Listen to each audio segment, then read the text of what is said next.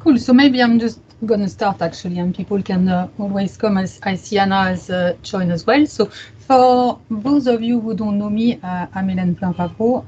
I am a professor here at the Institute of Neurology at Queen Square, and I'm also the Deputy Director for Equality, Diversity and Inclusion. But today I'm really giving this workshop because it's been now 3 years or 4 years ago that Mike Hanna, our Institute Director, has actually asked me to represent the Institute of Neurology for the early career researchers promotion, so promotion to grade 7 and 8 that we're going to talk about today at faculty.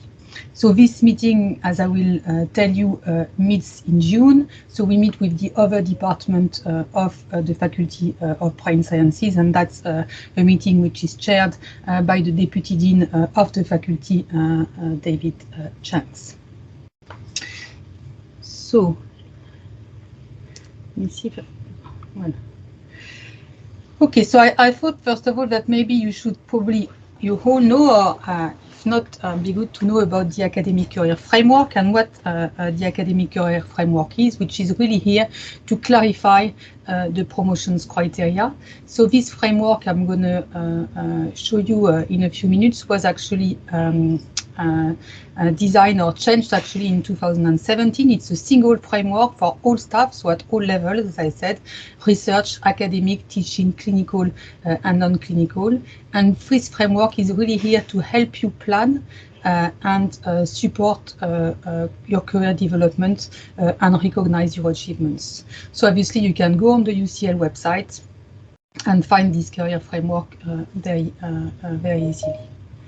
As I said, so there has been a few changes in 2017, and these changes include, I put in bold the one that are actually related to early career researchers, but the first thing that changed is that simply the criteria for early career researchers, which we're going to speak about today, so the promotions to grade 7 and 8, were actually included in this academic career framework. It was not the case before 2017, so it was not easy for early career researchers to basically project their career. So hopefully that makes things a little bit easier, and that also makes things a little bit transparent and equal across the faculty and across UCL. So I said here, but maybe less related to you guys, but maybe for some of you, if you are on the teaching track, obviously in this new academic career framework, were introduced the professorial teaching fellows, so at a grade 10. What was important within these changes and which really concerns you here is that there is now a consideration of an overview of all your career, whenever before it was really looking at your career trajectory only since the last promotion. The number I put here of references required has changed, but that is not concerning you, because you don't need any references except for your head of department support letter for a promotion to grade 7 or grade 8. You need these references on the other hand if you go for senior promotion at a grade 9 or a grade 10. Importantly as well, these changes include that there is no longer any bar on time between reapplying for promotion. If, for example, you applied last year and were not quite ready or were unsuccessful, then nothing is preventing you from reapplying this year if you felt it was the right thing to do. Then some titles have changed. Obviously, there is no longer title of reader and senior lecturer. They've both been replaced by associate professor. And for the grade 8, we are no longer talking about research associates, but research fellows.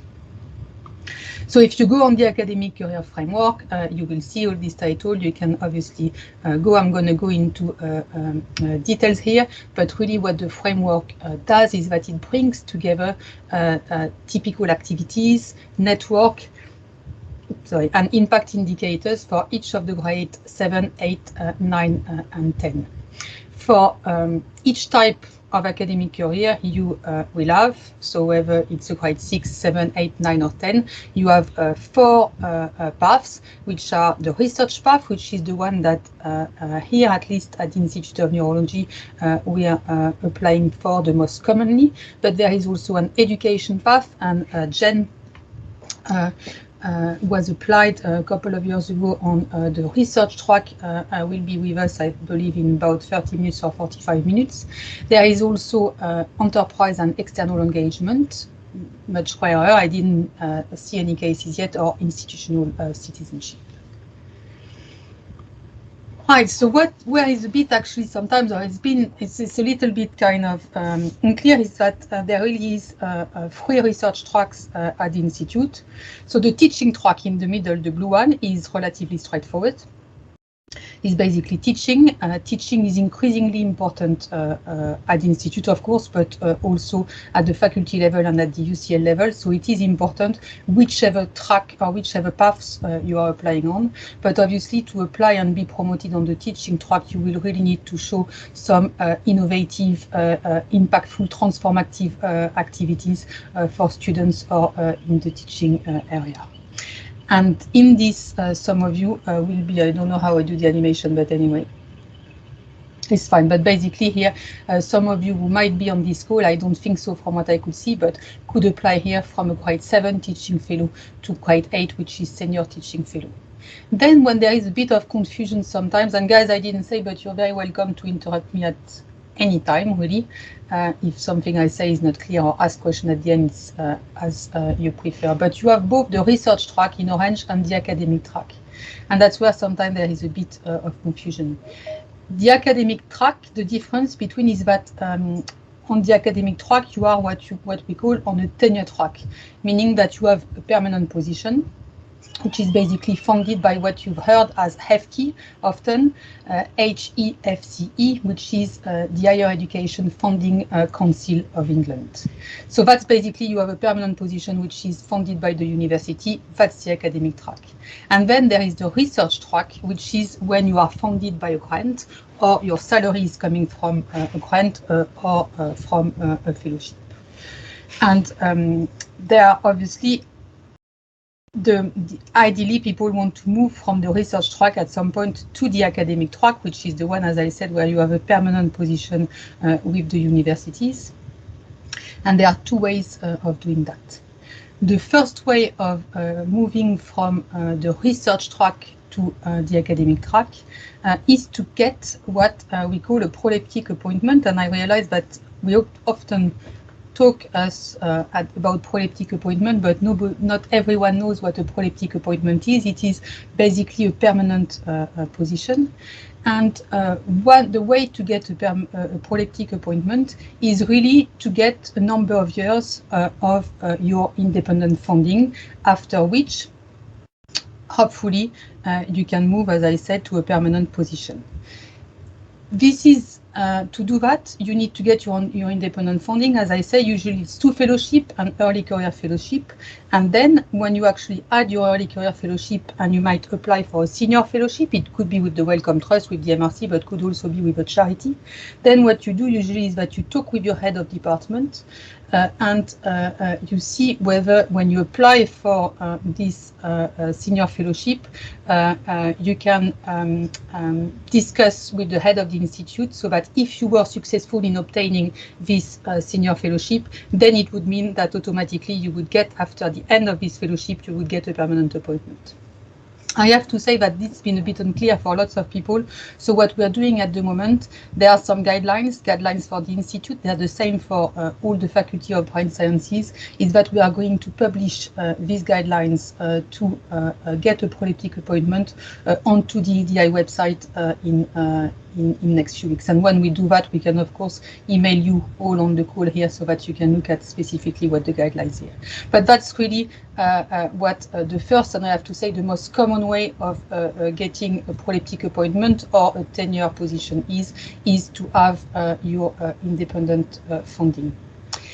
The other way, which is a bit less common, is obviously to go for an interview when a job is advertised. Fortunately, this is not that common, but if a job is advertised at the Institute of Neurology and obviously you apply for it, get an interview and get offered the position, that will be another way of getting straight away a position on the academic track.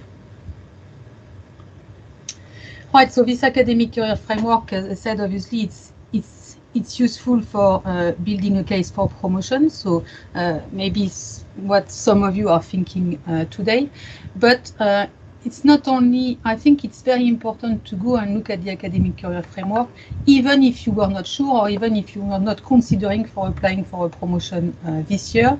It's really useful, I find, for example, when you have an appraisal, for example, to sit down with your line manager, look at the academic career framework together.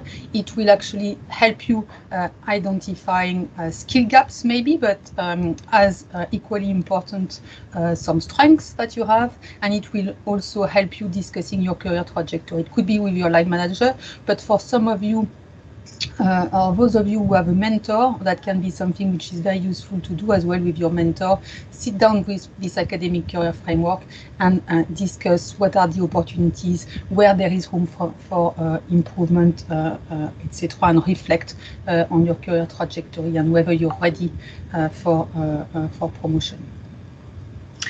Obviously, it can also help you identifying some development opportunities. I said that a little bit. It can also help you if you have to write a job description. It can be quite useful, do some succession planning, or of course, consider cases for reward or recognition. Right, so today, as I said, we are talking about the promotion to grade 7 and the promotion to the grade 8. So the first one is promotion from grade 6, 6B to grade 7. 7, as I said, which is research assistant. I'm talking here on the research track. And these are considered every year. The applications are reviewed by the Institute of Neurology, so there is an internal assessment. This is new. And then, as I said, I present these cases at faculty. This is the case. So obviously, either you're on a grade 6, 6B, and you apply for a promotion on the grade 7, or of course, if you've been awarded a PhD, then you'll be automatically regraded to a grade 7 from a grade 6. And what I've put here as well is the staff on the grade 6B. Usually, when they have been on the grade 6B for 4 years or more, will be regraded to grade 7 automatically, unless, as I said, they don't fulfill the criteria for grade 7, or of course when there is some exceptional circumstances. I have to say I've presented only few cases so far to grade 7, maybe 2 or 3, but Laura is there today with our head of HR, and who can answer some questions. I think she will talk just after me a little bit more about that. Then there is the promotions on the research track from grade 7 to the grade 8, which usually are the most common. I believe most of you here are on the grade 7 and considering applying for grade 8, so senior research fellow. And again, it's the same thing as for the grade 7. They're considered every year. There is first, and I'll go into details into that, but there is now an internal panel at the Institute of Neurology, and the successful candidate, and then I've been put forward for consideration at the faculty meeting, which is in June.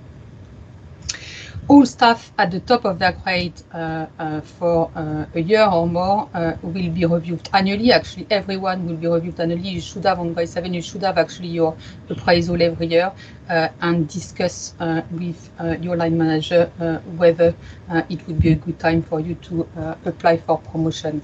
Now, we've changed that a few years ago as well. As you probably know, on the appraisal form, actually, there is a box that you tick, that you discuss with your line manager. Have you discussed promotions? Because it was difficult, we realized, for some of you to sometimes discuss that with your line manager. Some of you were feeling, from the feedback we could get, were feeling maybe a little bit shy, or were not getting the confidence to basically discuss promotion with their line manager. So now this is something that should be done. The box should be ticked on your appraisal form. Have you discussed appraisal with your line manager, yes or no? And finally, here it's for the grade 9 and 10, obviously are for professors. So not what we're going to discuss today. It's a different, slightly different process, different timings. And then Linda Greensmith has given this workshop. It's still online. If you are interested, we can circulate it. The only thing I didn't put here is that obviously what I can also present at faculty this time is a promotion again on the grade 8 on the teaching track. Less common though.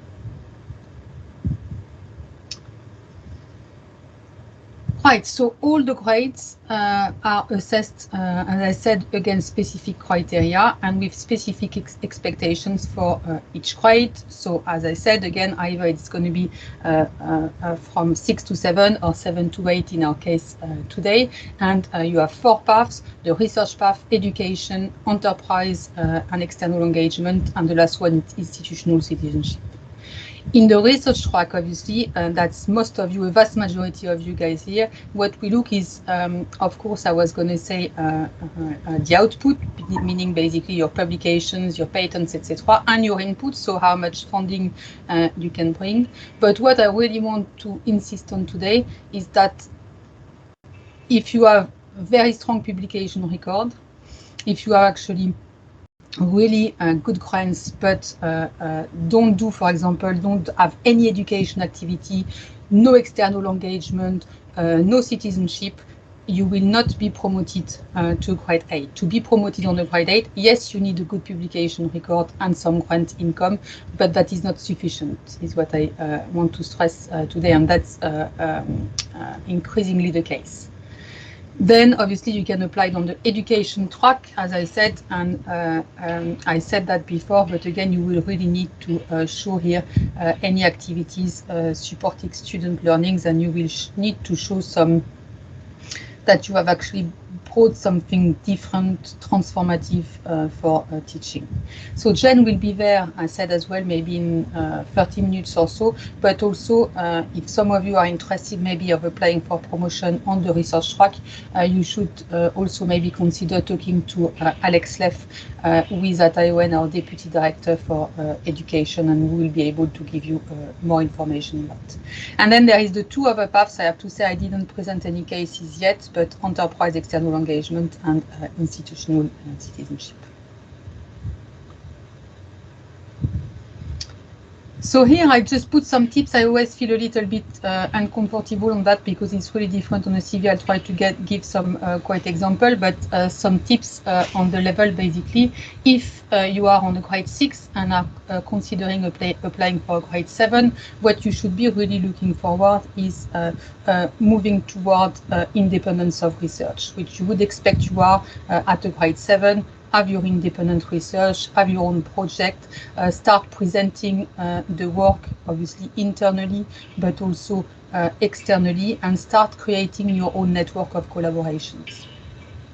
And then if you're applying for a senior research fellow, so again, if you're on a grade 7 and apply for a grade 8, what I would like to remember is that it's basically equivalent on the academic track of applying for a lecturer position on a grade 8.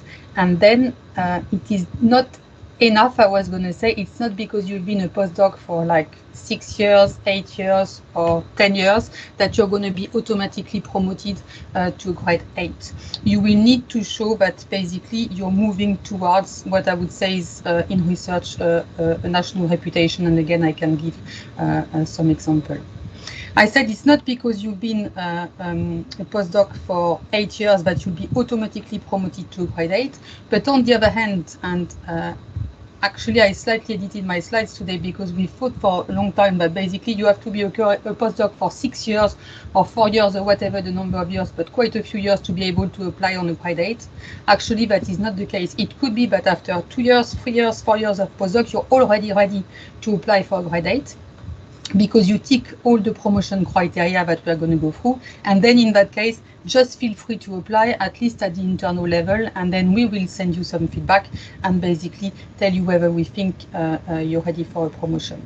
But I have seen some cases of, I was going to say, junior postdoc, not junior, but in their postdoc position for only a very few years who have been promoted on a grade 8. You don't need to be there for a long time.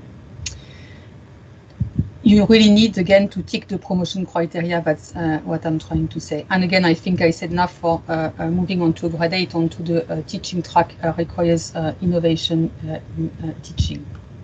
Again, you go onto the UCL HR website and you'll find all these promotion criteria. So you will find, as I said, for each path and for each grade, whether you're applying for grade 7, 8, 9, 10, in each of the career path, you can go and you will have a table a bit like that, you know, where you will have really some examples of activity and some indicators of impact as to what you need to achieve to apply for promotion. So here, that is the example for applying, which again is the most common, I believe, for applying for a research grade 8. I put here that the descriptions are not exhaustive, and what I shall stress as well is that you shouldn't be put off of applying for promotion if you don't tick all the promotion criteria. We wouldn't expect you necessarily to tick all the boxes, but it's important to demonstrate your own personal impact. And again, what I said is that the quality is important over the quantity. So you can go refer to the academic career framework and see all these criteria. But here, just for you to have an idea, I put you, maybe it's a bit easier, of how I'll show you the process. Maybe I'll talk more of that at the end, because I know I don't have much time before Laura and Jen then have to go at 3. But how we actually assess, because from the feedback I could get, that's what most of you wanted to know, guys, is how we actually assess the application, is really looking at your CV across the promotion criteria, which are research, education, enterprise and external engagement, and institutional citizenship. And that is the case even if you applied on the research track. We will look at your publication, grants, etc. But as I said, education, even if you apply on the research track, will also be very important. And we can get back to that maybe at the end, because I think, Anna, we saved a bit more time, right, in the agenda at the end to talk about. Yeah, and then Jen will join us then as well. Yeah. Exactly. So because I want to make sure Laura has enough time to speak. So here is basically, and again, it's difficult. I'm being asked to do that, but it's difficult. But try to summarize how a successful application to accredit on the research track would like. So you would be likely to be an investigator on some grants. It could be that you're not maybe the principal investigator, or maybe even you're not an investigator but a collaborator only. But in that case, it can be very important in your statement to explain how instrumental you have been into this grant. It could have been to writing the grants. It could be that you're a collaborator, but you're actually still key to the project, and that is fine. But then in that case, make sure you make that clear into your statements. If you have or have held an early career fellowship or similar, it will give you, I have to say, a huge advantage to be promoted to accredit, because usually when you got one of these fellowship, it means that already you're independent, you have been able to show that you're independent into your research, that you have done some supervision, etc.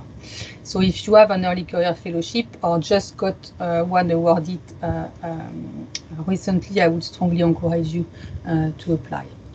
Then we will also want to see that you had some supervision activity.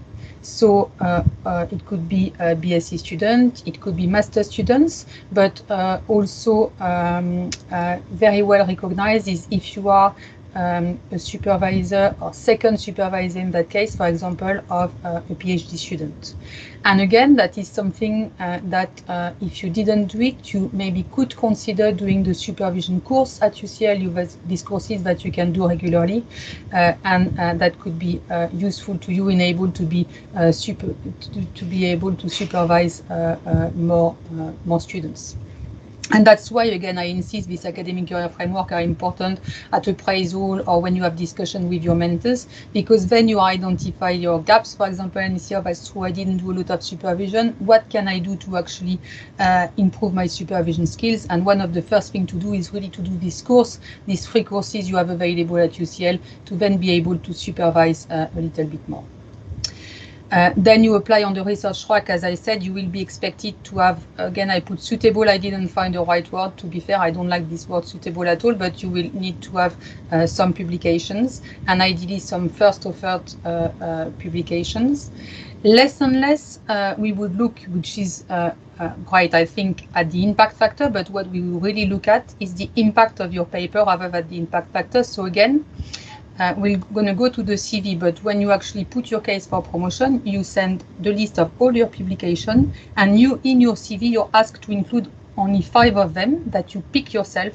And then I would really encourage you, when you choose these 5 publications, to add 1 line and explain why, what you think the impact of this paper is. So that I would strongly encourage you to do that. Then again, invitation is good to show, as I said, that you're moving towards having a national or international reputation, is being invited to some meetings, is also being able to demonstrate, maybe I didn't put here, but for example, some reviewing activity, it could be reviewing papers, it could be reviewing grants, etc. All of that is important. It's good to be able to demonstrate some knowledge transfer activity and teaching activity. I said that is even not good, that is essential to be able to demonstrate some teaching activity. That could obviously be giving a lecture to undergraduate or postgraduate students.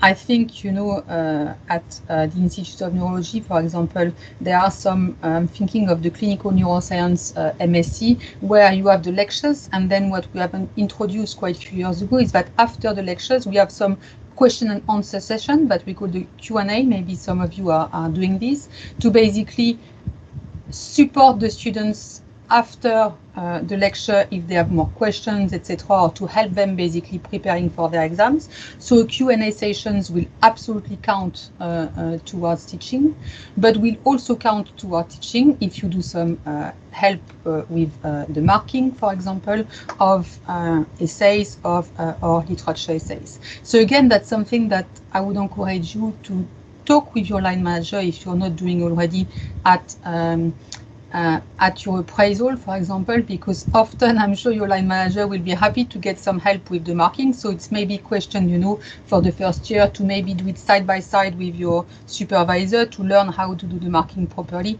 and then slowly start to do a little bit on your own. So all of this will be very important on your CV. Again, it's teaching. It is external engagement, but it is very important, even, I won't insist enough, if you apply on the research track.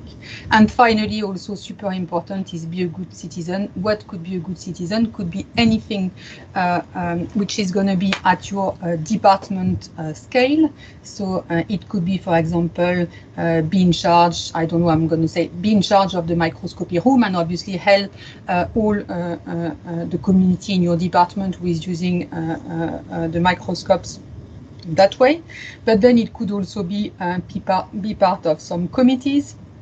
I'm going to be biased here, but obviously if you're part of the AFINAS 1 committee or the EDI committee, that would definitely count when it comes to promotion. It could be being part of, you know, if you're more interested, for example, in sustainability of the green groups at UCL. It could be anything basically at your departmental, institutional, faculty or university level. And again, that is important to demonstrate some citizenship activity. Very quickly, because that's quite obvious and I look at time, some pitfalls across all these applications is that basically everything you think is important, you state. You have your CV, but you have your support statement. And that's what your support statement is for. Your CV should really include evidence, as we said, from your entire career, not just the current role or not just since last promotion, because as I said at the beginning, now the academic career framework takes into consideration your not only what you've done since the last promotion, but as a look at your overall career.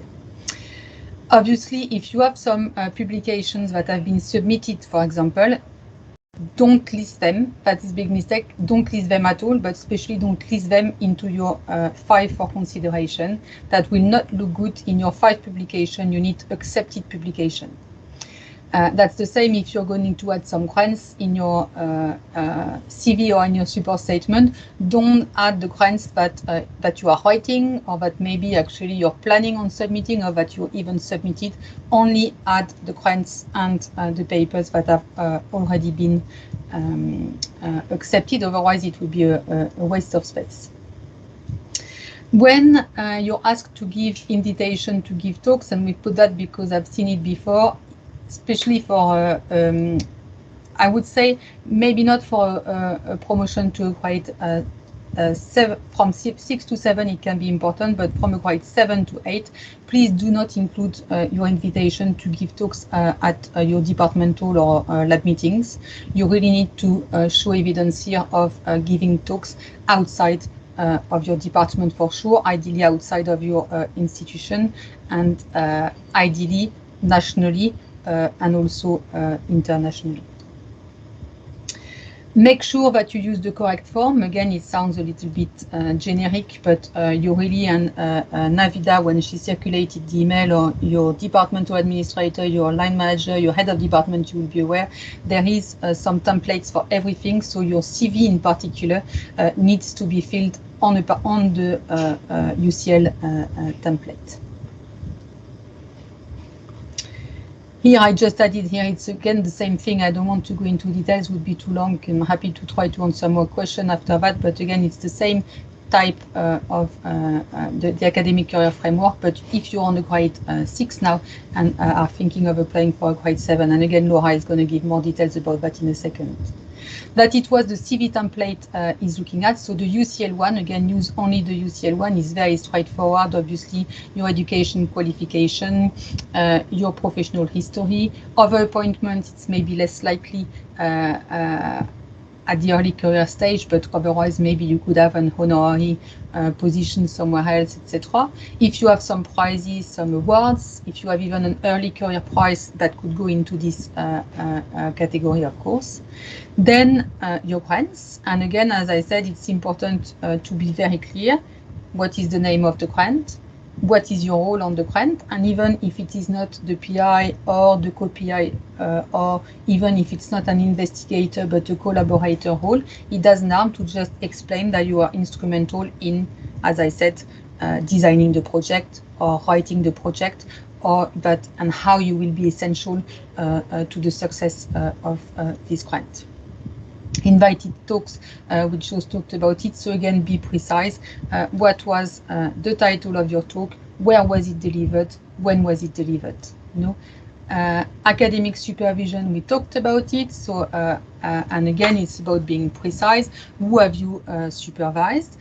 You can, if okay, obviously with the students, put their name. And I personally quite like when you indicate, if you are aware, for example, if you have, I don't know, supervised a master student and then got a first in his lab project and then moved on to doing a PhD, then feel free to say so. That will demonstrate actually that your supervision actually helped the student towards their career progression.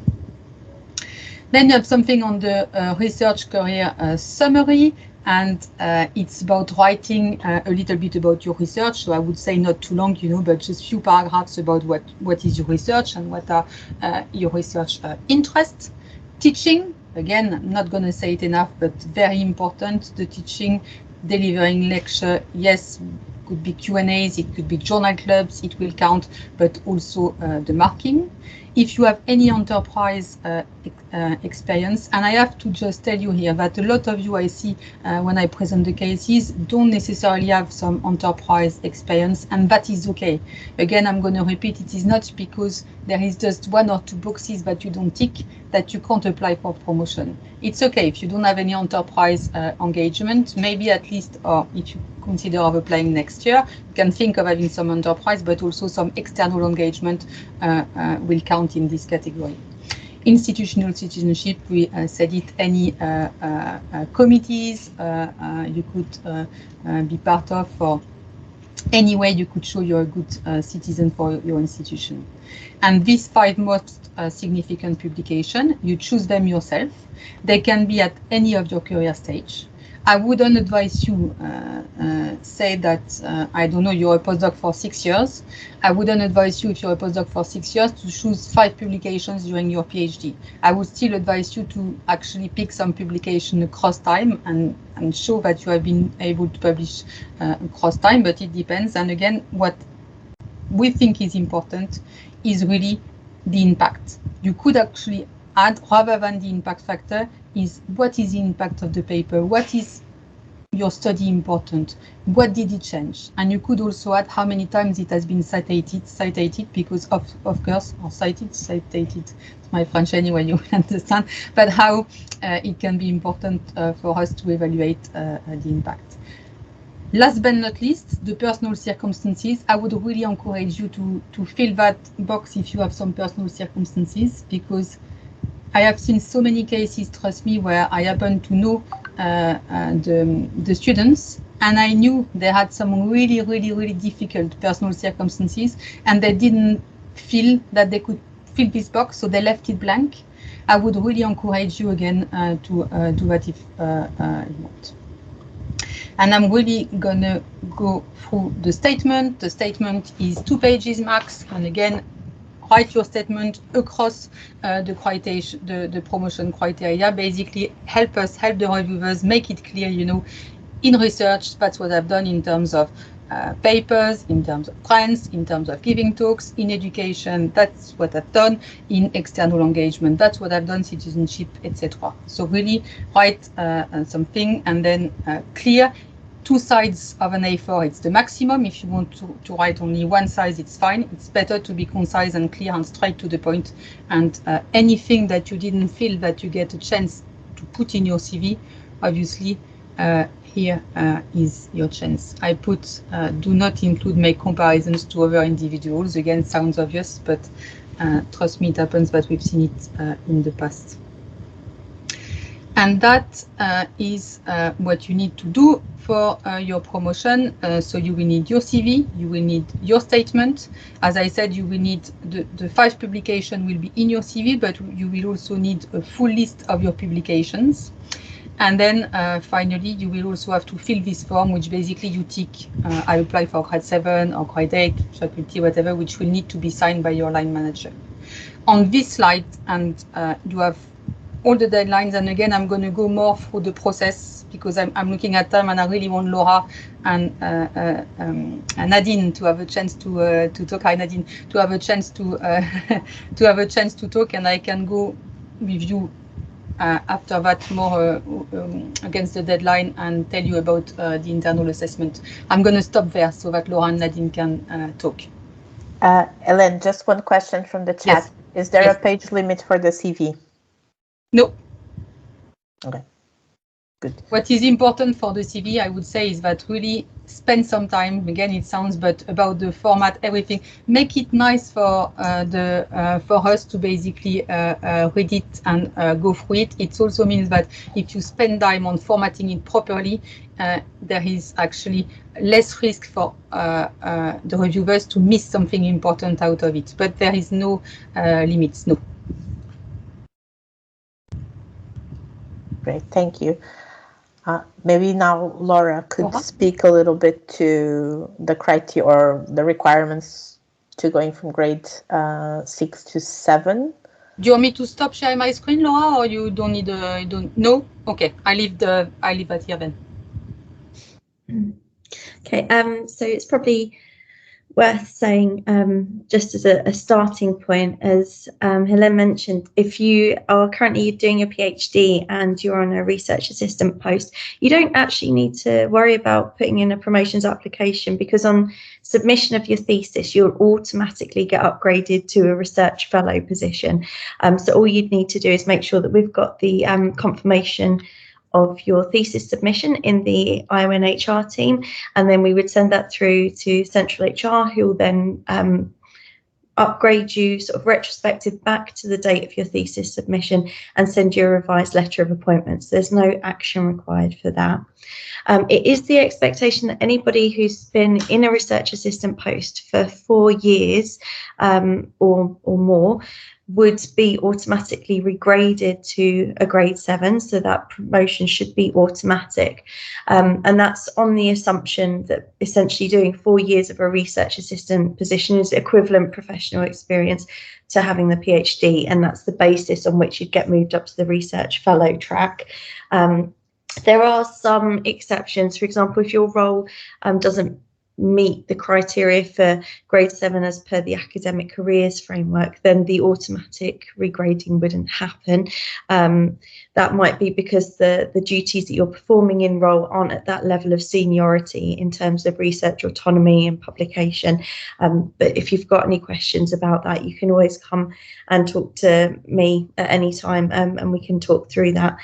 So if you have been in post for 4 years and you haven't yet been regraded, then do let me know or speak to your head of department in the first instance, because that your status should have been reviewed, and this is one of the reasons why we have a promotions process every year, so we can make sure that people have a review of whether or not they should be promoted on a regular basis. Similarly, if you've been in post at the top of grade 6B, so at point 26 for 12 months or more, it would be expected that your head of department should review your current profile and see whether or not you're a candidate for promotion on the basis that you meet the criteria for grade 7. Again, that's the criteria that's laid out in the academic careers framework. So your head of department will get a list of everybody who's currently at grade 6B as well as at grade 7, so they will be aware of anybody that might potentially be eligible for promotion and should be reviewing your profile and seeing whether there is a case there. But as I say, if you have any questions at any stage, you can always just drop me an email, and if you feel like you should be considered for promotions, I'd encourage you to talk to your line manager or your head of department about this as soon as possible if the conversation hasn't already been held with you, because as I say, should be an annual checking process in place to pick up on people that are eligible for moving up to the next grade on the research track. Did anybody have any questions about the sort of 6B to 7 side of things?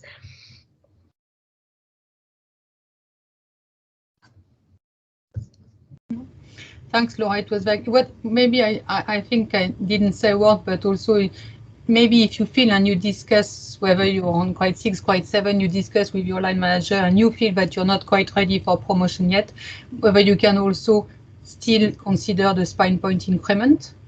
Obviously, this is something, again, you would need to discuss with your line manager, but it's important to consider. Maybe you go against the academic career framework and think, okay, maybe just not quite there yet. If you have a doubt, I will tell you that, but I would still encourage you to apply internally, because our role would be to provide you with some constructive feedback to work towards maybe for next year. But if you think it's maybe not quite ready, it is still worth considering or discussing with your line manager whether it's worth applying for a spine point increment, staying on the same grade, but still getting a spine point increment. And that you can apply for that's right, Laura, anytime. Currently, yes, as long as you've had an appraisal within the last 6 months, you can be considered for an accelerated increment on the grounds of exceptional performance. So that's really the only criteria, is that you've had a recent-ish appraisal. I would encourage the conversation to be held quite soon after appraisal, because the quicker that we could action the increment, the better for your salary.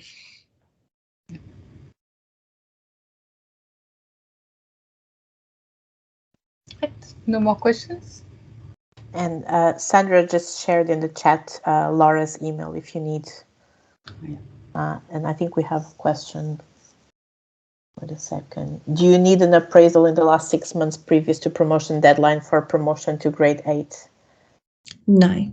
So having had a recent appraisal isn't a criteria or something that's required for you to be able to apply for promotion. Obviously, we would hope that everybody's had a recent appraisal to discuss their career development, and they should have definitely had one within the 12 months, but that 6-month window only applies for reward applications.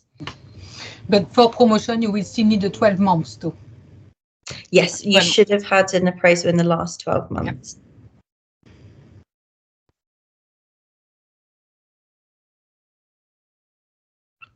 Okay, if we don't have any more questions for Laura, thank you, Laura. Maybe we can move on to hearing some of our colleagues that were recently promoted. And maybe we can start with Nadine, who has to leave at 3 o'clock. Thank you so much, Nadine. Thanks, Nadine, for coming. Yeah, thanks for inviting me. I didn't prepare a lot, so I can just briefly tell you a bit about my experience, and if people have any questions, then do you want to share your screen, Nadine, or you don't need to? I don't think I need to. I mean, okay. I don't. No worries. It's just in case I need to stop sharing mine. That was all. Maybe you can stop sharing yours, because then okay, I think the faces are bigger. Which I don't know. Let me try to do that.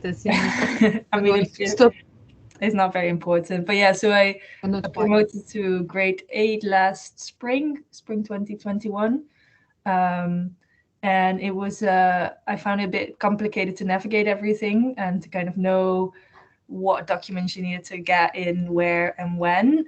So I definitely recommend at least getting an example application from a colleague or somebody that has really helped me with the process, to just kind of copy what they did.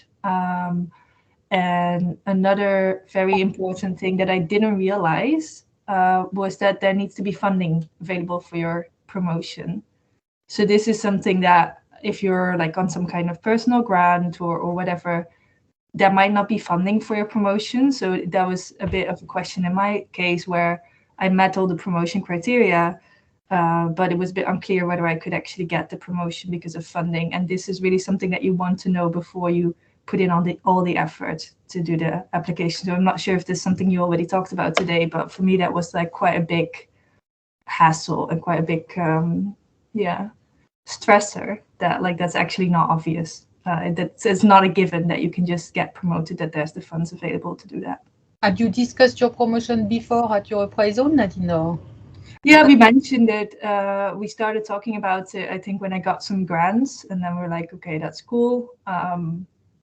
But like administratively, if you were on a personal fellowship, for example, then at UCL you have to like indicate what your grade is at the start of that fellowship, and then changing that grade during that fellowship is quite difficult, and sometimes that's just not possible. So because you've been like graded in, and like administratively that's just a bit of a hassle. So that's definitely something to just thoroughly check. I think. No, that's true. That's always an issue, and I think like an advice for that is that if you apply for your own fellowship, try to think about that when you apply for your own fellowship is actually applied already. You can do that already on a grade 8, for example. Yeah, I think that might be difficult in some cases if you haven't got the promotion yet, to argue that you do. But yeah, anyway, definitely something to think about. So that was a big deal for me. And otherwise, I like once I got an example application, and just with help from my line manager, I found it pretty doable to do it. And I got it. So apparently it was successful. Not really sure what else to say about it. I don't know if there's any specific questions. Can you tell us maybe just roughly whether you had some education experience, a bit of education, a bit of citizenship experience? Or... Oh, yeah, I did. So I did have quite some citizenship experience, which I think might have helped. I mean, honestly, I think the main thing was that I got 2 personal fellowships. I think that probably pushed over my thing, but I did also try to put some effort into explaining the citizenship stuff that I did, and mostly during COVID, I like started getting involved in quite a lot of mental health stuff, and I became a well-being champion, and I started organizing some the EDY committee organizations and meetings. So I think those things probably also helped. I mean, I tried to put some effort into that, and like explain how I thought I would contribute to like a positive environment of the institute. So like try to show some more leadership there. And in terms of education, I don't have a lot of teaching experience, but the institute where I'm at, there's also not a lot of teaching anyway. So I don't know if that maybe. Did you have any supervision? Yeah, I do have supervision. Yeah. I guess that also helped. I like already started supervising PhD students and stuff like that. So that. I guess that also helped. Absolutely, it counts. Yeah. Any questions for Nadine? No, she has to go. Don't be shy, guys. It's your chance. And maybe what I didn't say as well is that obviously this is recorded so that then you can listen to it again. But then if you would like, you would have a question but wouldn't want to be on the recording or whatever, Sandra can confirm if I say something wrong, but we can edit the video so that you won't appear there. So that shouldn't stop you from asking any questions if you have any.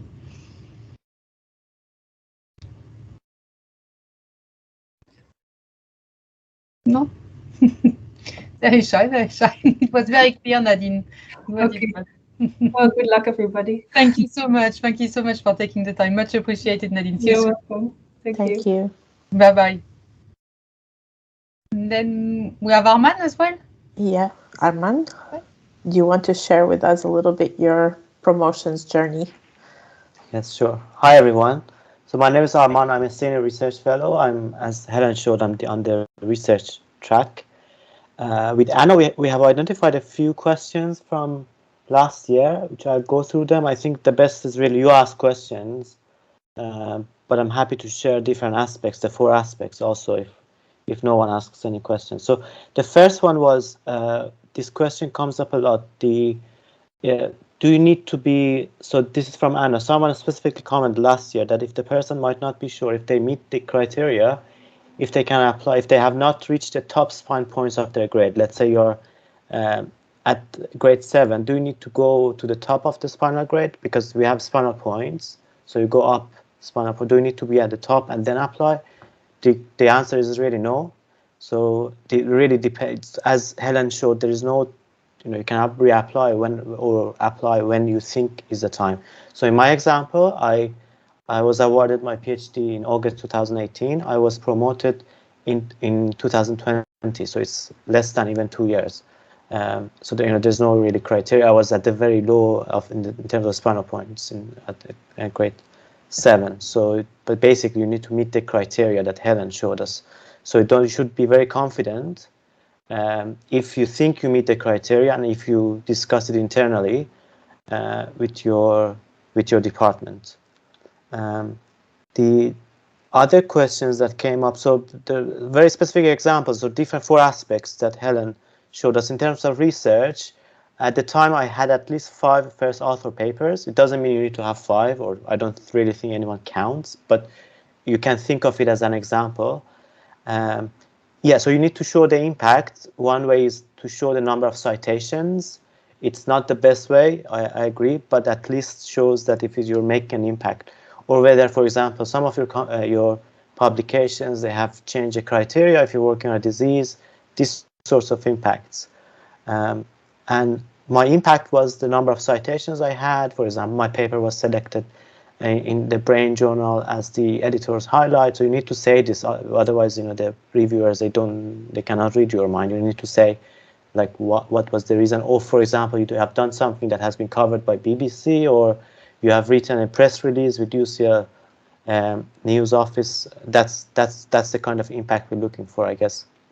Exactly. If I can add as well, even Arman, even if it's not been covered by the BBC, obviously if it's been, it's great if it's been covered by the press, but even if it's just one sentence to explain why from a scientific point of view your study is important, it will already show impact. Remember, we are all researchers in the review panel, so we'll have an understanding as to what you're trying to say and just explain why your study is important in 1 or 2 sentences, even if it didn't get media coverage or whatever, still explain why it's impactful. I think it's important. And also on that point as well, and I know we're not talking about specific journals or impact factor of journals, but precisely because you might be publishing in a journal that is not recognized as one of the top ones with impact factor, it might still be a very important journal for your field of research. And I think it's important to highlight that, correct me if I'm wrong, Elaine, it's important to explain that or highlight that, because you might imagine that the people that are going to evaluate your promotion might not be in the same exact field as you, and therefore they might not have that insider knowledge. No, exactly. It's very true. May I see, as I said, we review with the other departments. of the faculty. And for example, I don't know at all, you know, whether the paper in which are the important, I don't like the word again, but you know, the impactful journal in psychology, for example, or whatever. But then it is important, I agree, to explain why the journal is important, but more generally, even why your study is important. One sentence, and please don't write an essay because you have only the 5 publications, but one sentence at the end, maybe what is your contribution, especially because, again, you know, it's good to show that you have some first offer paper, but it's very possible that you have a middle offer paper in which you still were key. So this is fine to have one of your 5 publications, even if you're not first offer, but in that case, make sure that you state clearly what was your contribution and why were you key to the study. We have a specific question from Mariam that I think could also be asked now. Given that the Institute encourages cross-disciplinary research, does first author research from previous fields count towards first author papers? Yes. In the new academic career framework, again, we will not take into consideration only the research or the output from the current job. So yes, it counts.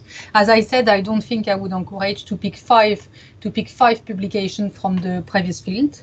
I would still try to show some more recent impact, but absolutely, if you had a very important paper previously, then yes, you can add it in your 5 publications. Thank you.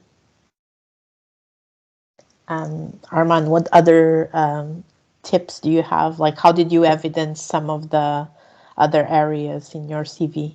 Yeah, so I think we covered a lot on research side. Mm-hmm. In terms of grants, I had 2 early career fellowships. Again, you know, you don't need to have 2. It's just an example. You may have 1, or you may also be a co-investigator on a grant, or even a collaborator. And I had travel grants. If you have them, you want to show them. And also I had a seed funding from EPSR seeds, but it was £10,000. It's not that much. Still, it's a lot at early career. Every grant that you have is important to state. Exactly.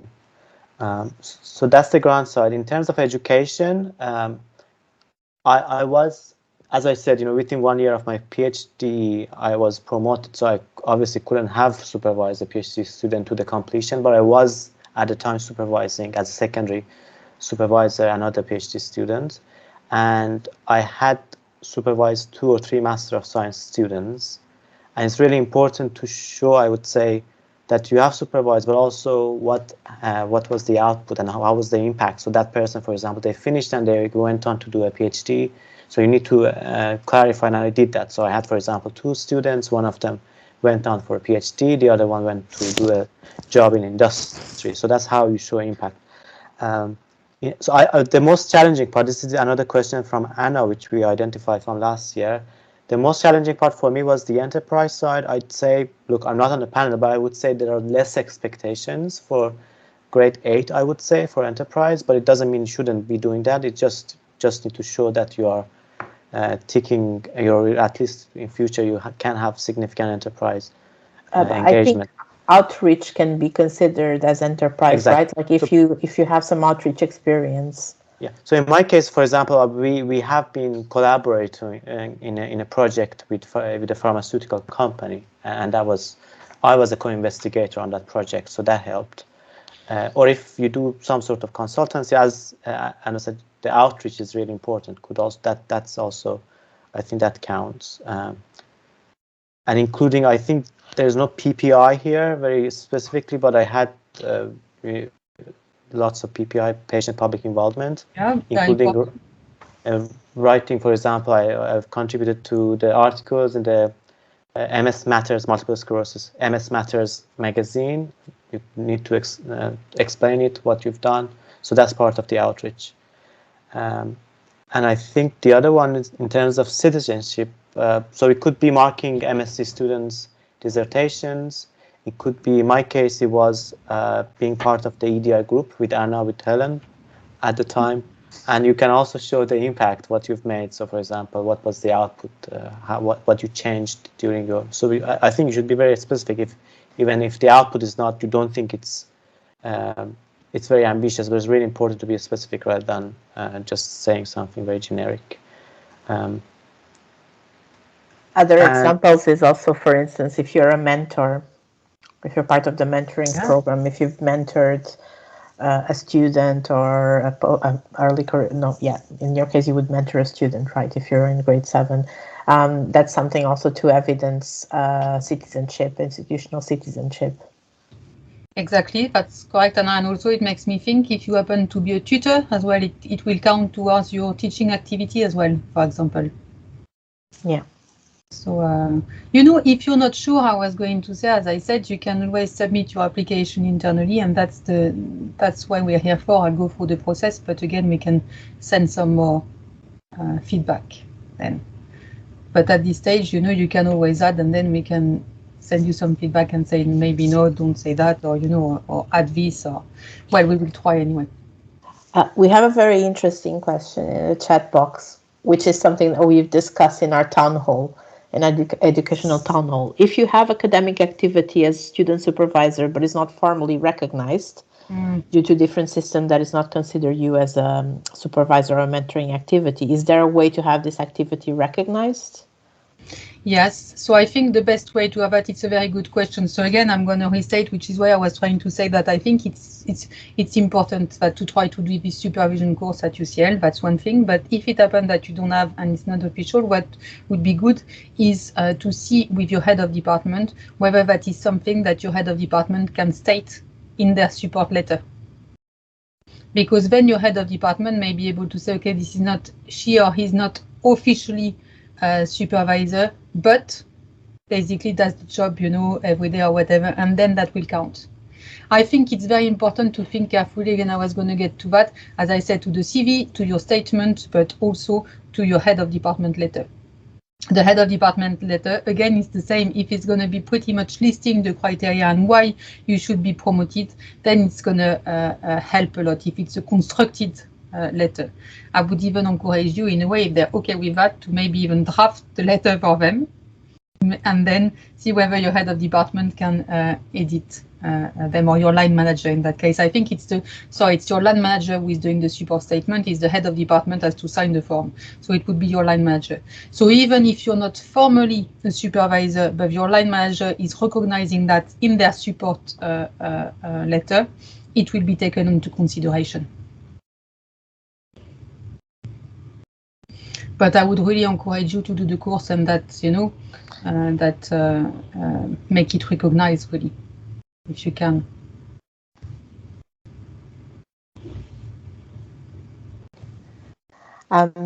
One thing also, I don't know if we could also discuss a little bit about that, and I think Nadine kind of talked about it, but one question that we had from someone was how to apply for promotion when funding is limited, and essentially how to have these conversations with your line manager. That's a difficult one, because that obviously is the difference. That's what we said, when you're on the research track compared to the academic track. On the research track, obviously there needs to be the funds. I would say that's really something that you should try. I know it's not necessarily discussed, but when you have your appraisal and you discuss promotion with your line manager, then would be the time. You know, it happens that either often, but not always, you know, when we write for grants, we try to basically keep a little bit of, you know, space, you know, in case we are good for supervisor to take into consideration in case they actually give an exceptional spine point increment or something to a student, that there is a little bit of room. But often, sometimes your supervisor can have some different funds that might help, but I would say the best time to discuss that with them is really at your appraisal, when you discuss promotion. Discuss whether you're ready for promotion and discuss whether there are the funds. And then you say, oh no, there is not an immediate answer, whether this is something that you can think towards. You know, often they will have secret pots of money that they may be able to use to help. But that, I have to say, is a difficult question to answer, because it's very different from one supervisor to the other, I suppose. But that's a limitation on this, and that's something that HR will check, you know, when we're going to go to the timelines. That's why we need to send the application early enough as well, for example, to Laura at HR, so that she can check before actually you're put forward for promotion whether the funds are available. That's tricky. maybe that's something we should consider, you know, when we're thinking of what we could do to help early career researchers, whether this is something that we could think towards, you know, having a little bit of, at the institutional level, a little bit of money that could be used. But, you know, that's something that will require some thinking, obviously, but yeah, that's an issue. That's tricky, this one. Very dependent on one situation to the other. For instance, the example that Nadine was saying of she was applying for her own funds, and I think she kind of secured them at grade 7. Yeah. You were advising her to apply for grade 8. Armand, was this your similar experience when you were applying for fundings? Were you already like applying to an aspirational salary or to your salary at the time? How did you manage that? Yeah, so whenever, you know, when you write a fellowship, it might be different in the different departments, but at ION you can, you know, as an ECR, I'm saying, you can say, look, it's based on promotion, I'm increasing my salary, and that I've done it multiple times. It works. It works. I think what happens, because I went for that when I got my early career research development at UCL. I had applied for grade 8, but it was before, as I said, the academic career framework I was talking about. So basically, it was everyone was on a separate track. Whenever now, which is good, everybody is on the same track for transparency and for equality. But then what it means, I think Armand is right, is that you will be able to apply for a fellowship, applying for the money on the grade 8, but you will still need to go through the promotion process at ION in order to be awarded the grade 8, if that makes sense. But to be fair, if you got your personal fellowship, it usually means that already you're ticking all the boxes that we are talking about, and it's very unlikely if you got your personal fellowship for 3 years or 5 years that you're not going to be awarded a grade 8, promoted on a grade 8, unless again you do no education, no citizenship, nothing else than publishing and having got a grant. But again, we might want to check that, Anna, just so I don't say something wrong with Laura, but I agree with Armand. I'm pretty sure you can apply on a grade 8, but then you will still need now, since 2017, you will still need to go through the promotion process. Everyone does. Yeah, and just one more thing.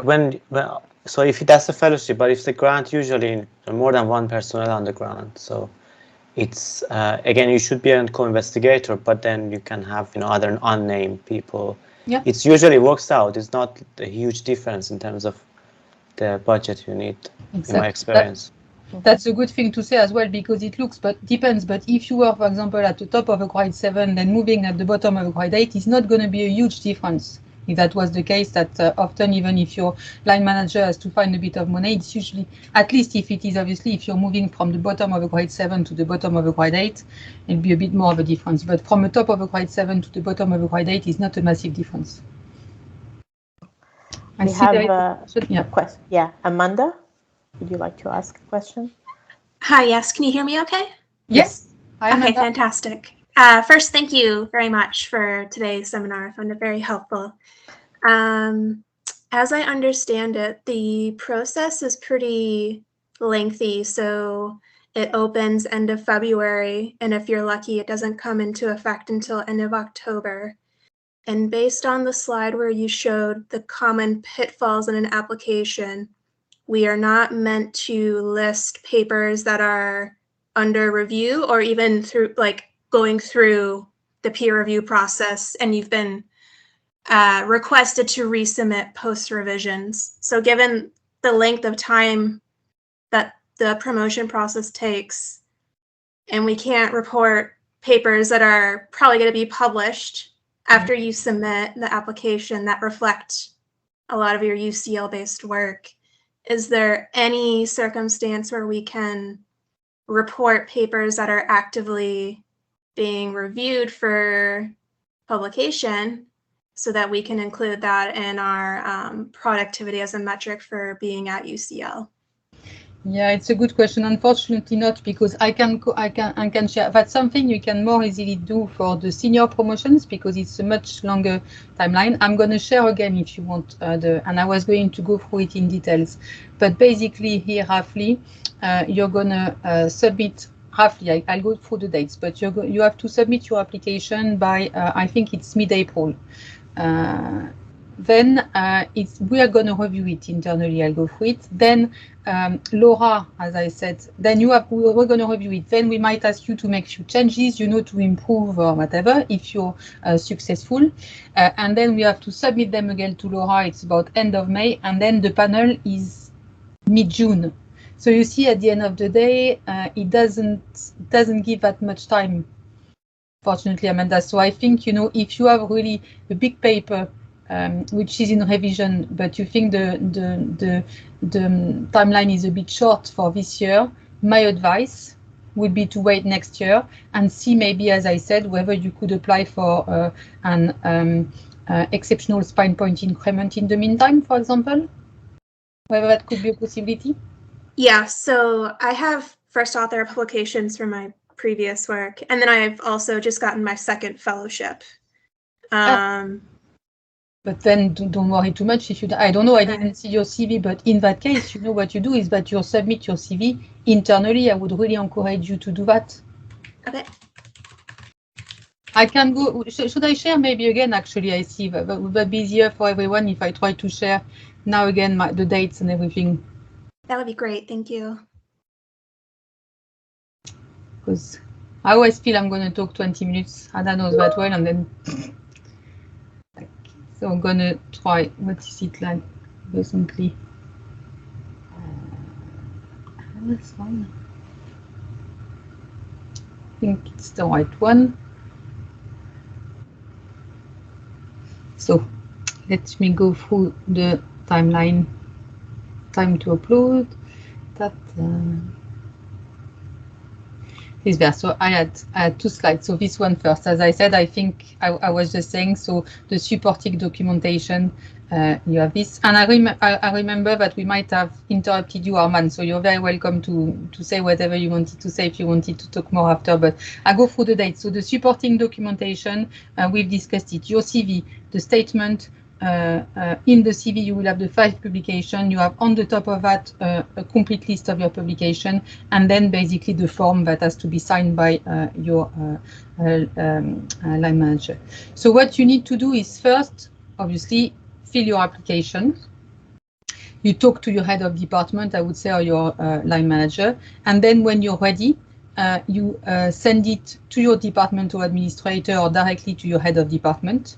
We will send it to the head of your department for approval, and we will submit it internally. The deadline for submitting your application internally this year is the 20th of April. So what I put here is that please, if you're thinking of doing that, send it to your head of department before the 20th of April, so that your head of department had time to basically approve it. So a few days before it will be enough. Then on the 20th of April, it goes to ION. Then what happens is that they're going to go to Laura, that you've seen, at HR. Then Laura is going to send us the panel, internal panel, the application.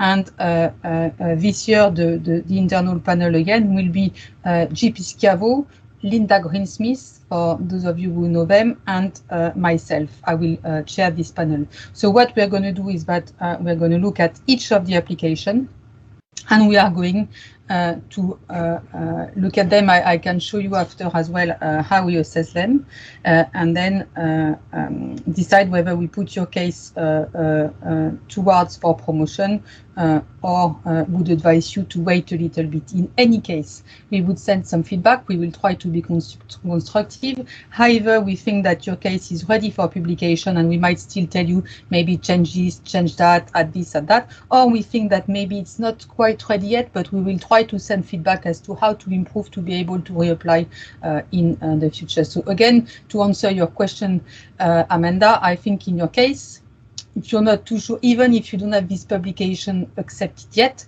I would really encourage you to try to put it at least internally, and then we can review it internally at least. And then we look at them, we send them back to you with the feedback, and then, as I said, however, we think it's not ready. So what it means is that the institute is not going to support your application. It doesn't prevent you from going anyway, for putting your application forward anyway. I don't think of anyone who has done that yet, even at the senior level, so I'm not sure I would encourage you to do that, but you're still very welcome to submit your application directly. But what it means is that you won't have the support of the head of the institute. Otherwise, if we think you're ready, you do the little edits if needed that we've suggested, and then your line manager will need to write the support statement, the head of department to approve. It goes back to Laura, who check the finance, and then all the applications are sent to faculty. And so that's end of May. And then in June, as I said, there is a meeting where me and my equivalent in all the other departments of the faculty are presenting the cases that we put forward one by one and decide whether they're awarded or not. So that's again for more transparency, that everyone is really evaluated the same way. So this is the same slide. You could see promotion discussed at annual appraisal. Hopefully for you it's been. If you had your appraisal in the last 12 months, if you didn't have, as I said, when you apply, you need to have an appraisal in the last 12 months. So I would really encourage you to have an appraisal in next month. Then what has been done already is that, as you know, last week we've circulated, I think last week or maybe this Monday, we circulated the email with all the deadlines, and then all the head of departments and the departmental administrators have received this email. They will look at who is eligible in their department. They will know who is eligible, so that's something you can discuss with them as well. Then you prepare your application. You you send it to your departmental administrator. Your departmental administrator get the signature from your head of department. It's been sent internally, review internally, yes or no, basically, but in any case with some feedback. And if it's a yes, if you need to make the little edits, send back to your head of departments. It goes back to ION. Check everything, finance, etc., and then it goes to faculty. And then the panel is in June, and you will be told in July. And if you are awarded the promotion, it will be effective on the 1st of October this year. Does that make things a bit clearer on the deadline, guys? Or? Yes, thank you so much for going over this again. Armand, I realized I really interrupted you, so maybe you wanted to say something else, or? I think I went through lots of questions that Anna sent to me, but I think just one last one about what was my main misconception about the process, or I would say what was the most challenging part was, as an ECR, it's quite difficult to be it's easier to supervise MSc students, more difficult, I'd say, to do PhD students. Yeah. But my suggestion would be you can easily, by just speaking with your head of department or your line manager, become the secondary supervisor of PhD students.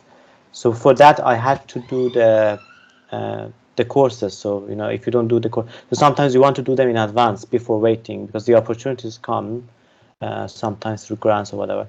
And then you need to ask, I had to ask from my line manager, I want to be a secondary supervisor. It's quite, I'd say it's not complex if you have done the courses, so you can easily become a secondary supervisor. And that becomes but you don't, as I said, the PhD student doesn't need to have finished their studies as an ECR. You can just say, I have been supervising to showing some impact, a paper or something. And that's it for me. I'm happy to stay and respond to any questions. And on that note, even if you're not officially, as Elaine was saying, if you're not officially the secondary supervisor, which can also happen, that you have some supervisory responsibilities to PhD students, and officially it's not recognized, as Elaine was saying, probably if the line manager can also evidence or support that in their supporting letter, it can count as experience or recognition of experience in supervising a student.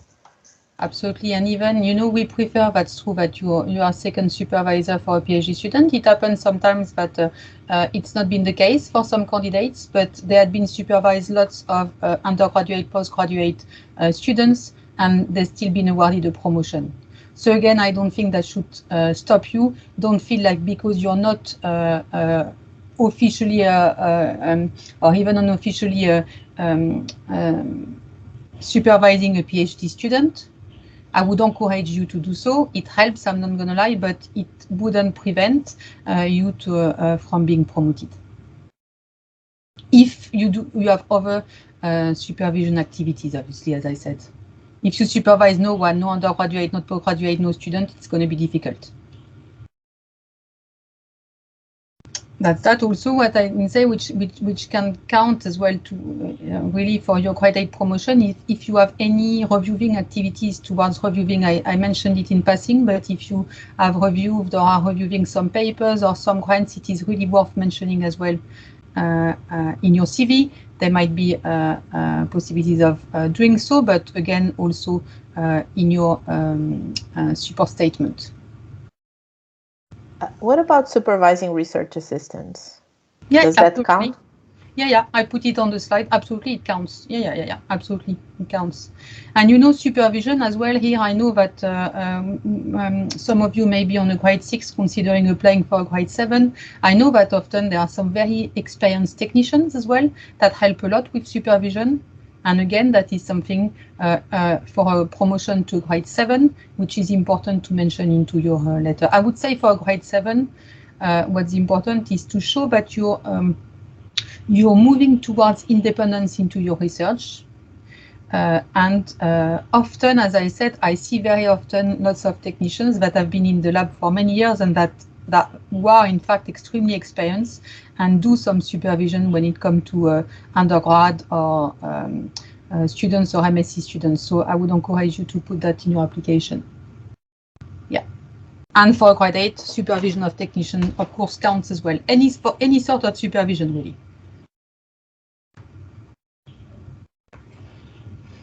So here I had put at the end, because I think I've been asked, and it doesn't prevent you from asking more questions, but I've been asked quite a few times, is basically how the applications are assessed. And here is the table that we've put together. Hi, Jen. The application that we put together last year. And here again, it's on the research track, because last year we only had application from grade 7 to grade 8 on the research track. But here is roughly how we split it and probably how we are going to do it this year.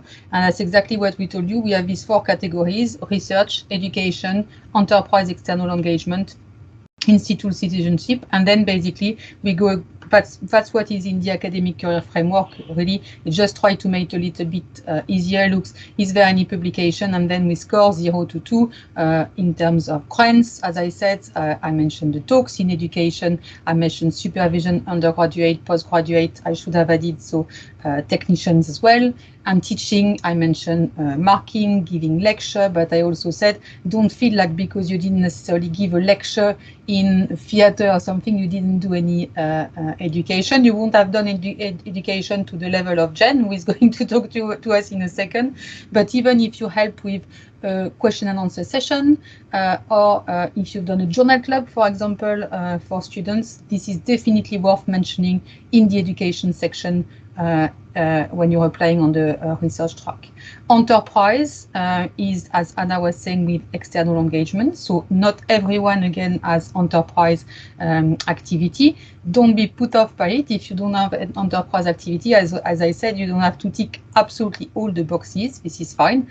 But then it would be good in that case to show some sort of external engagement, or as Arman mentioned, some PPI, for example.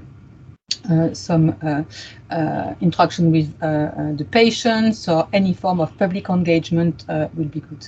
And finally, the institutional citizenship, again, it's important.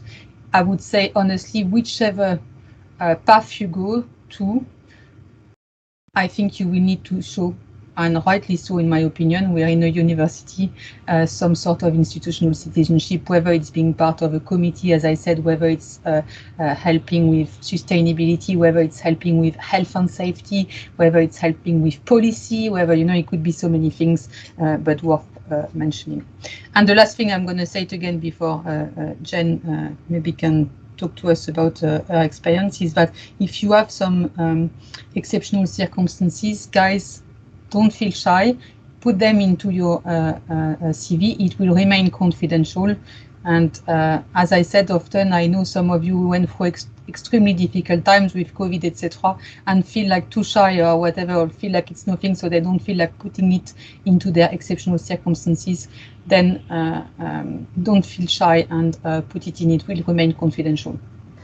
Elaine, can you give some examples? Because maybe people don't know what they're going through is an exceptional circumstance. Yes, some exceptional circumstances, if some caring activities I can think of, for example, particularly during COVID, some had to care for relatives, whatever, then feel free to say it. There is, of course, and often you can still say it if you went onto maternity leave, if you've lost a relative, if you had obviously, I don't know, but if you had long COVID, for example, which affected, your work for several weeks or several months. I find that, obviously, I didn't see these cases yet, but that's what I can think of. That's some examples that come to mind. But there could be anything which actually stopped you from working. Obviously, if you put COVID, maybe that won't have that much impact, unfortunately, even though it's very true, we all went through COVID. But as I said, if during COVID you have to care, for relatives or friends or family, then that's really worth. Often that's what is maternity leave or paternity leave, of course, or caring, or disease, unfortunately. But it could also be a disability, if there was something that I wanted to put in. Again, it will not appear anywhere.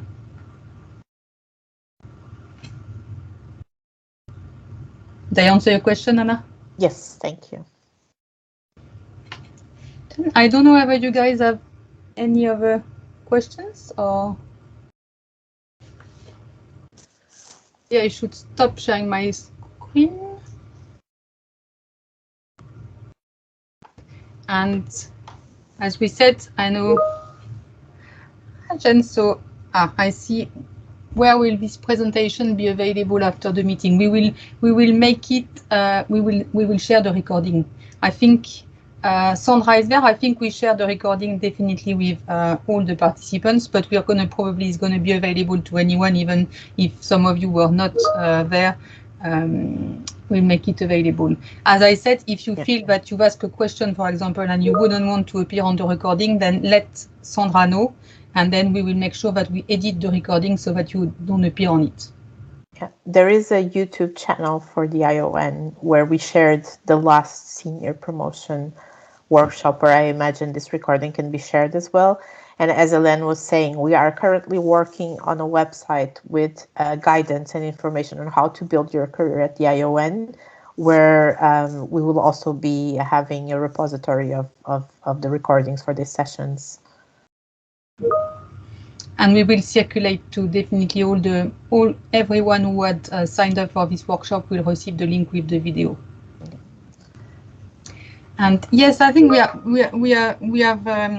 have Jen here because I was keen. That's true. But and even this year, I always feel a little bit guilty because I give this workshop and then pretty much 95. To be nice, actually, I could probably say 99% of what we talk about is really a promotion on the Accreditation on the research track. And we talk very little usually. Also, I have to say for the reason that vast majority of the case that I have to defend at faculty are actually promotion to grade 8 on the research track.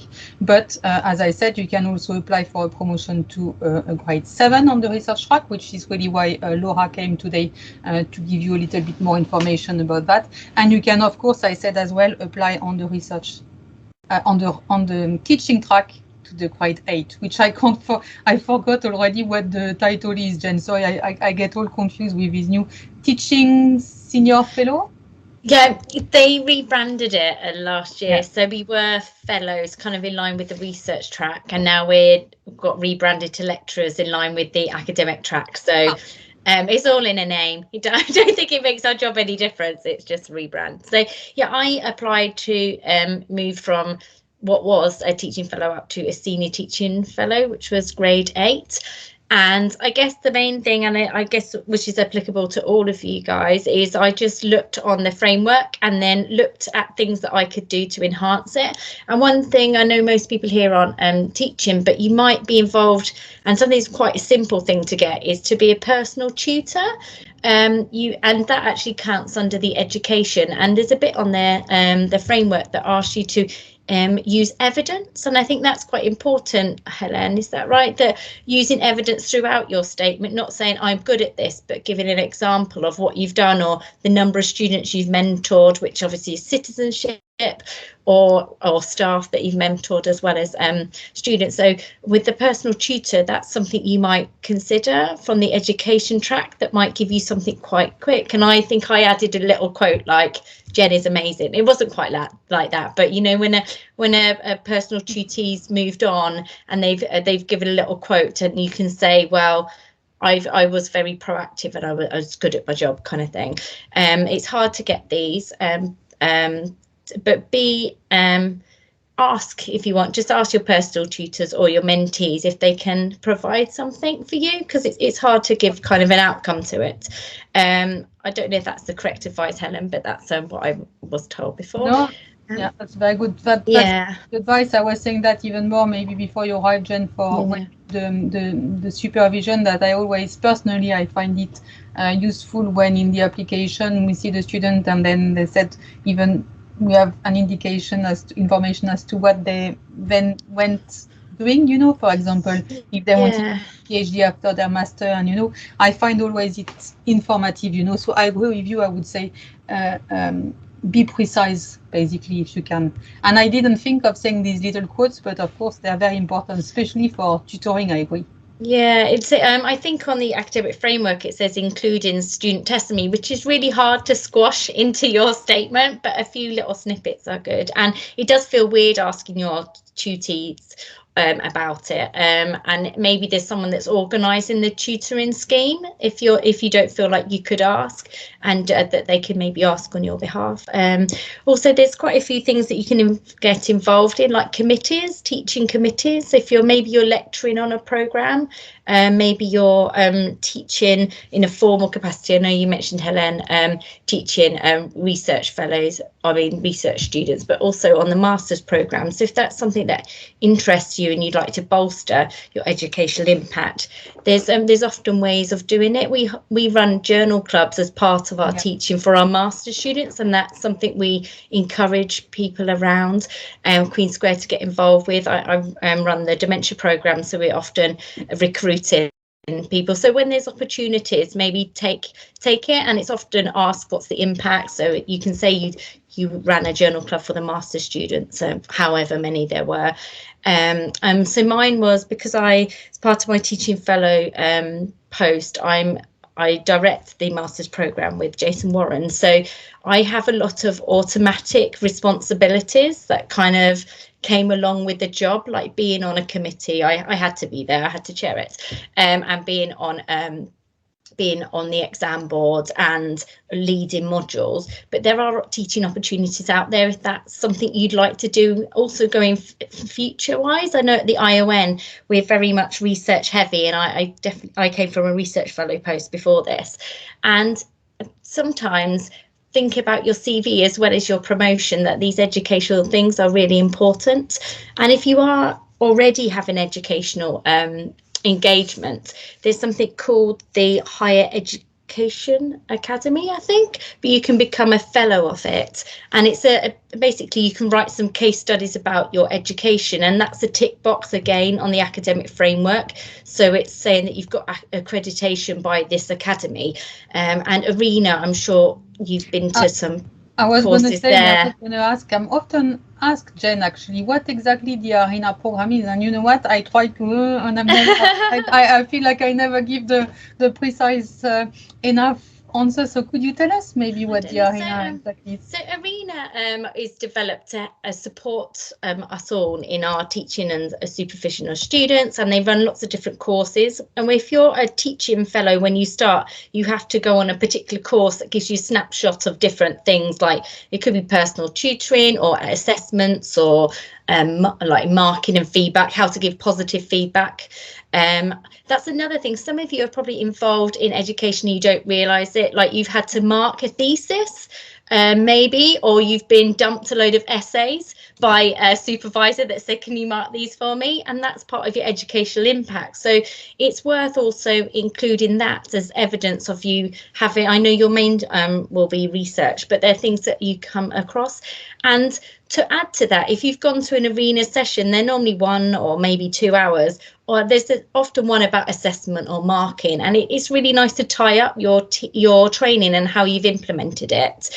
And that's what quite a lot of this thing of getting accreditation is about, learning something and being on top of it, just like you would with research papers. You'd apply that to your research work, and then that would help you design your experiments better. It's the same thing if you go to arena, get a bit of training, then say how you've applied that to your marking potentially, or maybe your personal tutoring, and how that's improved your educational practice. So it's kind of a little bit of a journey that you can kind of join the dots together to show that you're engaged and that you're trying to enhance the student experience, really. So they're the main things that I think I did when I was applying, was to look at the indicators of impact, those kind of concrete examples that you can try and achieve. Obviously, you guys are applying quite soon, I assume, unless you're being super prepared. But if you are involved in education, have a think about the Higher Education Academy accreditation, because ARENA does support that with sessions. And I think it's for the assistant one, it's just 2 case studies, so 2 different aspects. You don't have to have run a whole lecture series. You can just, if you're giving a lecture, or it includes teaching research students as well in the lab. It doesn't have to be formal teaching. It's just how you've implemented practice, and you just have to. Hello, yeah, go for it. Do you mean the ones that are offered by Advanced HE? Yes. The fellowships, the fellowships. Yeah. So there's I'm going to put a link in the chat. Yeah, there's associate ones, which is kind of and that's really quite flexible. And then if you've got more educational an impact, and then it kind of goes up in stages to fellow and senior fellow. But they're things that I never really thought about as a researcher.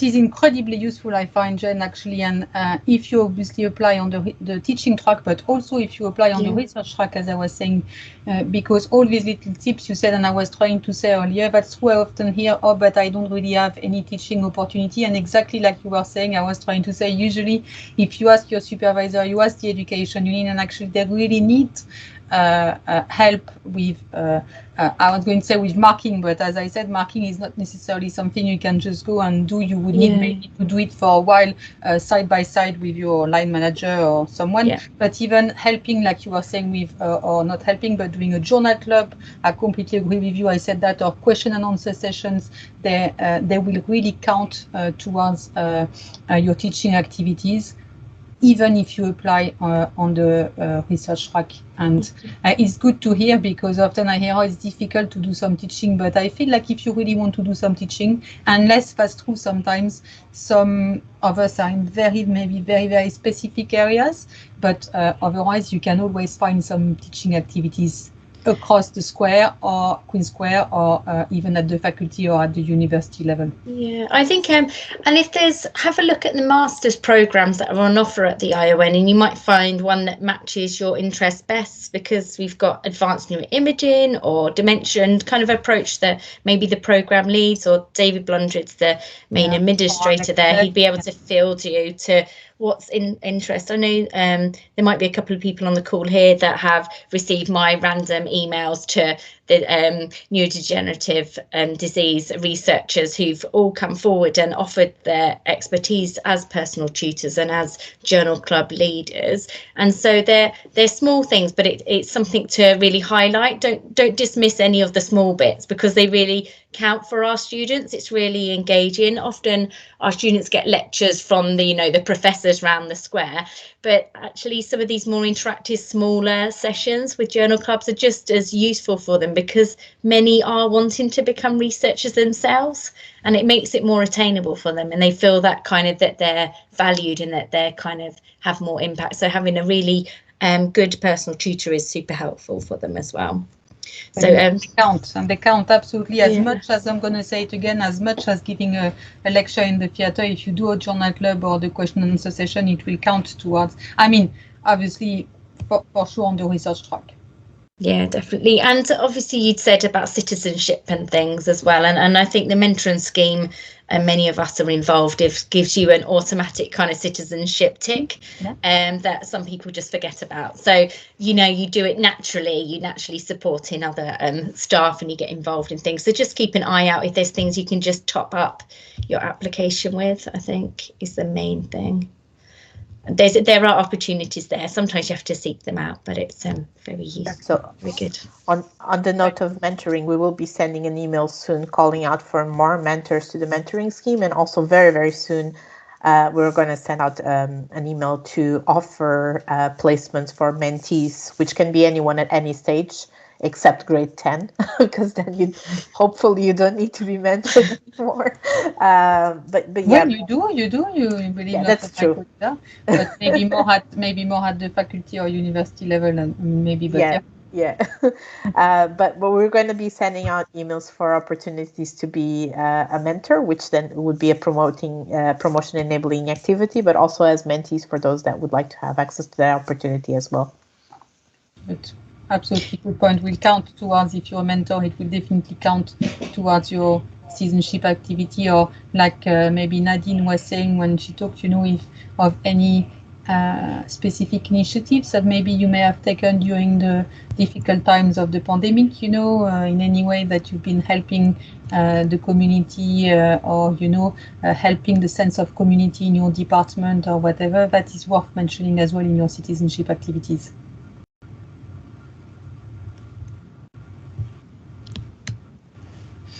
That's very useful. I'm not sure we have anyone on the teaching, well, planning to go on the teaching track on the call, Jen, but as I was saying, all the advice you gave are really, really useful, I think, for all of us, because I started, I think, by saying that education is actually really increasingly, I can see, recognized when it comes to promotion, even on the research track. It is increasingly important. If you have no teaching activities, you will be in trouble to be promoted. And I think we're always looking out for MSc projects. So sometimes supervisor or PIs can be a little bit cautious because there's more hand-holding with a master's student, and you know, they're here for a short time and they normally need much more training quite quickly. So if that's something that you feel you could supervise on, go to your PI and see, actually, I have got capacity to do that, and then you get your a bit of your supervision experience as kind of a primary supervisor for a master's. I know previous was it Arman was saying about not being able to get a primary supervision of a PhD student. Well, you're still supervising a master's. It gives you an idea of kind of leading on that as well. So if there's opportunities, do grab them. We're always looking for master's projects and personal tutors and people to mark the theses. So definitely drop David an email if you need it, or if you want to ask anything about the getting accreditation for your teaching activity, just ask me and I can pass on the details that I have as well. Oh, thank you, Jen. We will share your email. Jen, I have one question actually, because I think a lot of people are not aware of this teaching career track. So could you tell us a little bit, how did you get in this career path? So it was quite so it was kind of a sideway move. I'd been a research fellow at the Dementia Research Centre for 5 years, and I was part-time because I'd had a couple of children and I was kind of maternity leave, come back for a bit maternity leave, and I was finding my research had lost a bit of momentum. And then there was an opportunity, the MSc in dementia was looking for a teaching fellow, so it was a kind of a natural fit that I felt, because I was working part-time and I enjoyed that part of my job, training up the PhD students and doing a few no big lectures, but you know, this kind of side-by-side teaching more. I decided that was something I was interested in. So when I became a teaching fellow, there was an automatic kind of probation period. And the university has this training for you to do as a teaching fellow, so that you do know, as I mentioned, a bit about marking something. So it formalises your understanding. So marking and assessments, and then kind of student pastoral support, and how to design assessments and how to design teaching and making things more interactive and becoming a bit more of a more modern teacher, as it were, rather than a lecture to a big lecture hall, and that's your job kind of done, making things a bit more active learning. And there's something called the connected curriculum that the UCL has promoted, which is all about getting students involved in research much sooner, and having an ethos that that students aren't given Mickey Mouse projects to do, that whatever they're doing has real impact, and that it's a real experience of research. Like we have our symposium, so they have to do proper research presentations, and some of you might be asked to be on a judging panel for that. There's some opportunities, and kind of getting away from the idea that kind of you just set the students off on their path and away they go, that there's a lot more support we have to provide. So for the modern student, I guess, as it were. So that's kind of how I got into it. It was more a bit of convenience, because I wanted a part-time job that I wasn't always feeling guilty that I was never getting my research going. And also because it was something that I was interested in, and it aligned with my research field. But there aren't many teaching fellows at the Institute. But I think there's about 7 of us, and we kind of are running the master's programs. You'll find much more around UCL that have got undergraduate programs, because they're involved a lot more heavy with that. And a lot of our jobs are curating. So I teach the odd lecture, but most of it's curating with other lecturers and passing on, particularly during the pandemic, the guidance from UCL. So going to kind of the faculty meetings about the educational strategy, and then passing that on to our lecturers and making sure that we're meeting all the requirements that all of our students, and we'll find that there's a lot more things we need to provide for people with disabilities, or particularly mental health. We've having a lot more issues, and the past couple of years, that we have to put these provisions in place, which is something that we have to kind of monitor and make sure with all the EDI, as well as it should be, that we make sure that all students have the similar opportunities. So I kind of part was looking for another alternative to research, because I wasn't feeling I was getting anywhere, and this kind of filled a gap, and I really enjoyed it. So there are different universities run different schemes, but UCL has this teaching fellow, which is focused on education, but there is opportunity to do some research if you can kind of squeeze it in between the day job. Perfect. Thank you so much for clarifying. No worries. That's really great to hear. Any more questions for Jen or myself or anyone, or no? Good. I think that was great. Then I think Anna, I didn't forget anything on the agenda. No? No. I'm just going to share with the people that are still in the call a link for feedback form, so that you can tell us what worked and what didn't work in this session, and we can keep on improving. And I'm also going to send an email after this call to all the participants to let us know. That would be quite, yes, thank you so much, Jen, again, because I found it really, really useful. But that's true, actually, to hear about. And I think for everyone to hear that if they want to actually be more involved in teaching, actually they are. In fact, I know that so often we look for more opportunities, like you were saying, for marking, or as you said, even for supervising some projects in the lab. So that was really useful. Thank you so much. And that's great. Anna, you're going to share the link? I shared the link, yes. Jen also shared the link to the ARENA postdoc researcher. Right, I think is where you can find a lot of resources and training if you want to be more involved with teaching. Yeah, that's right. Yeah, that's great. Thank you so much. Great. So I think if no more questions, it's going to leave you 10 minutes before, maybe, or at least 1 minutes where you can get a tea, a coffee, or enjoy a little bit of sun. It's so nice now to see the light a little bit longer, I find, during the afternoon. Or give us feedback in those 10 minutes. Exactly. And the feedback, I say that, but that's true, that the feedback, whether you do it now or would be really useful, because for me to know exactly that's how, for example, this year we knew that it would be nice to hear about the teaching or hear more about the internal assessment and how exactly we assess the applications, etc. So please send feedback. And even if they may sound negative, that's how we improve or try to improve every year. So any feedback are welcome. Yes. Thank you so much, everyone. And thanks, Anna, as well, as always, for coordinating everything. And Sandra. Thank you. Let me see. Maybe okay, I'm going to try to pass again the link because maybe I passed the wrong link for the form, but try again with this one now. Bye. Thank you so much. Thank you, everyone. Have a lovely, lovely afternoon. Thank you. Bye, guys.